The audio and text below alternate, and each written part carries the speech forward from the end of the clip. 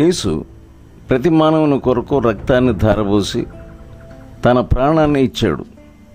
కానీ ఆయన చేసిన ఈ త్యాగం అనేకులకు ఇంకా తెలియదు. కొందరు మిషనరీలు యేసు ప్రేమతో కదిలించబడి వారి ప్రాణాలను అర్పించి కేకారణ్యలో సైతం రక్తపు మడుగులలో భయానక బీభత్సాల మధ్య తమ జీవితాలను వెళ్ళబుచ్చుతున్న వారి యొద్దకు సైతం వెళ్ళి తమ ప్రాణాలను తెగించి క్రీస్తు ప్రేమను వారికి వెల్లడి చేసి వారిని కూడా క్రీస్తు రాజ్యంలోనికి చేర్చారు. అలా ప్రాణాలు బలి చేసిన వారిలో అమెరికాకు చెందిన ఓ యవన బృందం ఈక్వడార్ అరణ్యాల్లోని నరమాంస భక్షకుల యొద్దకు క్రీస్తు ప్రేమతో చలించబడి ఎలా వెళ్ళి తమ ప్రాణాలు బలి చేశారో ఈ డాక్యుమెంటరీని తయారు చేయడానికి దేవుడు మాకు వీలు కలిగజేసినందుకు ఆయన కృతజ్ఞతలు. ఈ 5 యవన బృందం వారి పేర్లు: రోగర్ యుడేరియన్, పేట్ ఫ్లేమింగ్, జిమ్ ఇలియట్, నేట్ సెయింట్, ఎడ్ మెక్యులీ.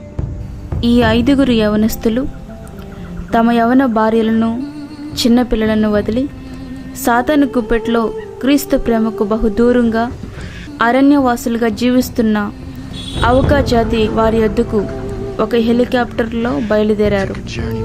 వారు తమ ప్రాణాలను తమ కొరకు సిలువలో తన ప్రాణాన్ని అర్పించిన తమ ప్రియతమ నాయకుడైన యేసు చేతిలో ఉంచి బయలుదేరారు.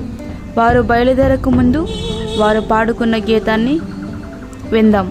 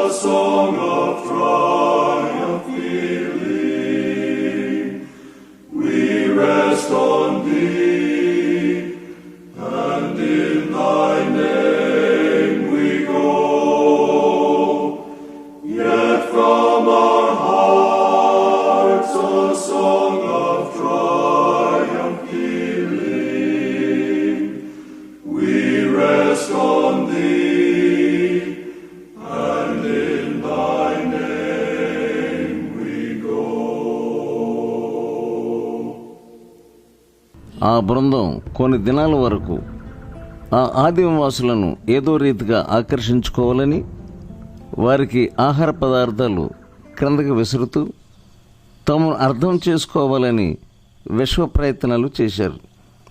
ఎట్టకేలకు కొన్ని రోజులకు ఆ క్రూర అడవి జాతి వారి మధ్య 1956 జనవరి 8న దిగారు.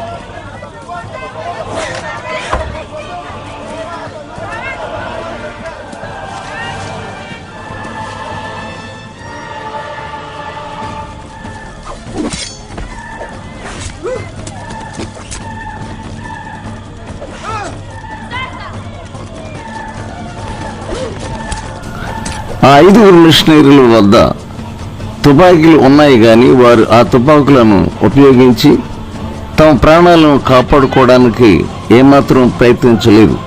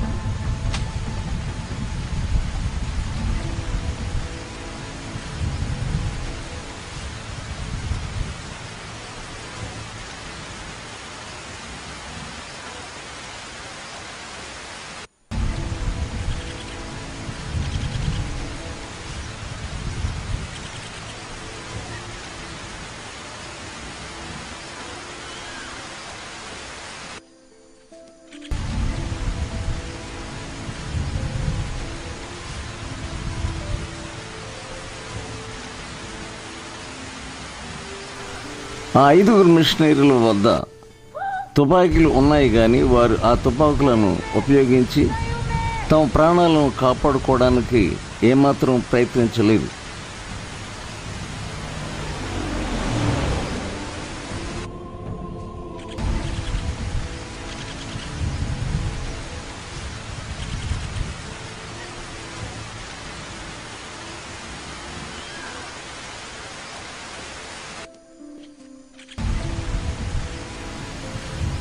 నరరూప కిరాతకులను వారు చంపలేదు.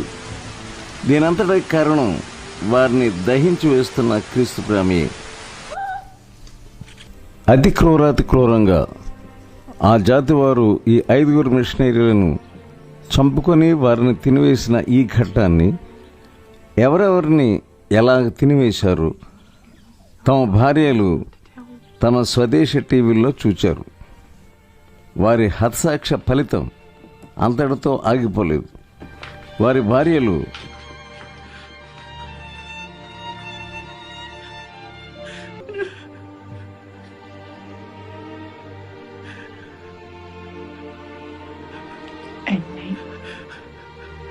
We found Nate.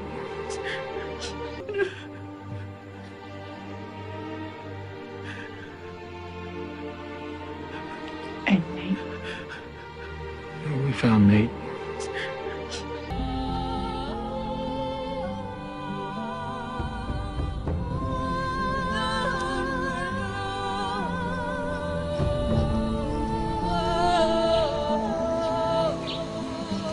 ఆ చంపిన వారినే మార్చాలి అనే పట్టుదలతో ఆ 5 భార్యలు బయలుదేరారు. మొత్తం మీద ఆ అరణ్యవాసులపై దైవాత్మ పనిచేయడం ఆరంభించాడు. ఆ నరమాంస భక్షకులు ఆ తర్వాత జ్ఞాపకం చేసుకునేది ఏమంటే, ఆ 5 తెల్ల మిషనరీలు వారికి చనిపోతున్న సమయంలో ఎంతో జాలి ప్రేమ చూపించారు. అందుకని ఆ మిషనరీలు చంపబడ్డ 1 సంవత్సరానికి ఔకా జాతి వారికి యేసుని గురించి చెప్పడానికి ఇంకా చాలామంది మిషనరీలు వచ్చి వారితో మాట్లాడుతున్నప్పుడు వారేం చెబుతున్నారో వినడానికి ఆ అడవి ప్రాంతం వారు సిద్ధమైపోయారు. జిమ్ అనే మిషనరీని చంపడానికి చేయగలిపిన అనేక ఔకా జాతి వారు ఇప్పుడు క్రైస్తవులయ్యారు. వారిలో ఒకడు ఓ మీటింగులో తన సాక్ష్యాన్ని ఇలా చెప్పాడు: నేను 12 మందిని నా బళ్ళెంతో చంపాను. నేను అలా చంపుతున్న సమయంలో నా హృదయం నల్లగా ఉంది.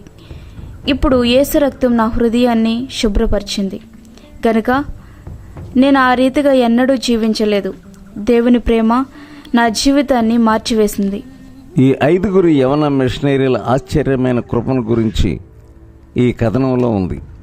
చంపబడ్డ వారిలో ఒకరి తండ్రి ఆ తర్వాత ఆ అడవిలోకి వెళ్ళి తన కొడుకును చంపిన వానిని గుర్తుపెట్టి వానిని చంపాలనుకున్నాడు. కానీ అతనిని సమీపించి అతనితో ఇలా అన్నాడు: నేను నిన్ను చంపగలను, కానీ క్రీస్తు యొక్క కృప వల్ల నేను నిన్ను ప్రేమిస్తున్నాను.